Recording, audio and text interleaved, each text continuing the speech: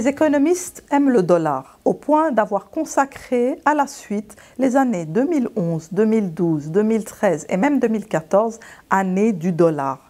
Mais voilà, tout s'est passé très différemment. Le dollar baisse. Depuis 4 ans, il perd 24% contre le franc suisse et 15% contre l'euro. Donc le marché des devises a ses propres lois que l'on ne veut pas toujours voir. Pourquoi est-ce que le dollar baisse ? D'une part, il perd du pouvoir d'achat contre les autres monnaies, puisque face au franc suisse, en 10 ans, sa valeur a diminué de moitié, puisqu'on est passé de 1,80 à 90 centimes. Il perd aussi du pouvoir d'achat contre lui-même, puisque pour avoir un dollar de 1970, il faut aujourd'hui 6 dollars, et pour acheter ce qu'achetait un dollar en 1990, il faut aujourd'hui 2 dollars. D'abord, il y a eu 3 assouplissements monétaires successifs depuis 2009. Des programmes d'assouplissement monétaire qui consistent en fait en une création monétaire massive par la Réserve fédérale américaine sont parfaitement incompatibles avec un dollar fort de toute évidence. Cette création monétaire représente aujourd'hui 42 000 milliards de liquidités totales, soit 13 fois la base monétaire qui est de 4 000 milliards de dollars. Le bilan de la Réserve fédérale est de 4 000 milliards de dollars où sont entassés pour moitié les actifs toxiques des banques qui ont été sauvés par le gouvernement et par la Fed, et d'autre part 2 000 milliards de bons du Trésor américain qui ont permis de soutenir la valeur de la dette souveraine américaine. Une dette souveraine, effectivement, qui représente aujourd'hui quelques 17 000 milliards, et ces craintes sur la solvabilité des États-Unis sont aussi peu compatibles avec une monnaie forte.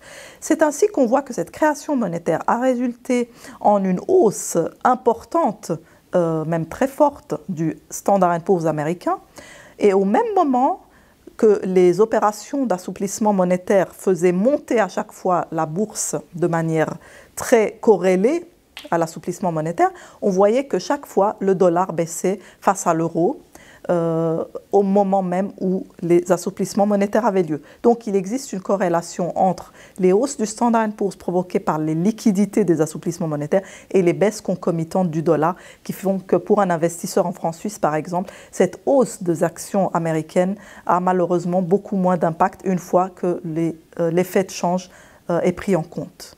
Problèmes de solvabilité et monétarisme à outrance ne sont qu'une partie de l'explication. Une autre explication, c'est manifestement les tensions géopolitiques où sont impliqués les États-Unis. Quand la Russie menace de vendre tout ou partie de ses bons du Trésor américain, c'est quand même une menace qui a de quoi faire frémir plus d'un investisseur en dollars. La Russie est un des 10 plus gros détenteurs de dette américaine. Elle ne détient que 140 milliards de dollars, comparé à la Chine par exemple, qui est le plus gros détenteur étranger avec 1200 milliards. Mais une menace de la Russie est une menace crédible sur la valeur du dollar. Effectivement, quand la Russie a émis ces menaces avec la crise ukrainienne, on a vu le dollar baisser assez fortement ces derniers jours. Par ailleurs, lorsqu'on regarde les avoirs en bons du Trésor américain de la Russie au fil des années, on voit que cette part diminue progressivement. Plusieurs pays diminuent aujourd'hui leur détention de dollars américains. Parmi les plus gros détenteurs étrangers, globalement, il y a peut-être entre 200 et 500 milliards de bons du Trésor américain qui ont été vendus ces dernières années. Probablement que la Fed a racheté l'équivalent, mais en tout cas, les étrangers ont moins d'appétit pour les bons du Trésor américain. On voit aussi que la Chine est restée figée avec 1200 milliards de dollars de bons du Trésor américain, qu'elle n'augmente plus ces dernières années. Certes, elle ne vend pas, mais elle n'en rachète plus. Une autre raison majeure dont il faut tenir compte, c'est l'aspect commercial des choses. En 2011, il s'est produit un événement majeur. La Chine a voulu modifier le rapport de force monétaire et elle a conclu des accords de swap de devises qui lui permettraient de commercer en bilatéral avec plusieurs pays, qui sont des puissances commerciales eux aussi, hors dollar, c'est-à-dire dans les monnaies domestiques de ces pays-là. Donc la Chine a conclu ces accords avec les autres pays des BRICS, que sont le Brésil, la Russie, l'Inde et l'Afrique du Sud, mais aussi avec le Japon.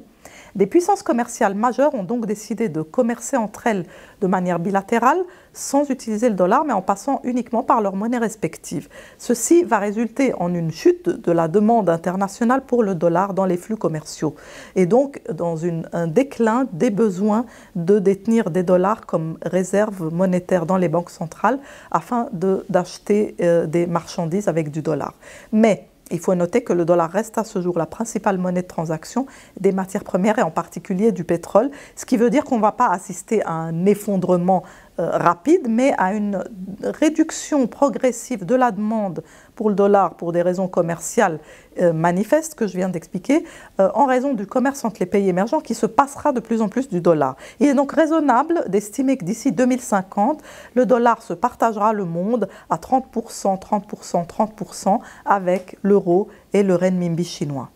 Enfin, dernier facteur qui mérite d'être cité, le dollar n'a plus opéré comme valeur refuge au dernier crack, le mini crack qui s'est produit exactement le 24 janvier 2014, où on a vu les monnaies émergentes dévisser de manière assez forte.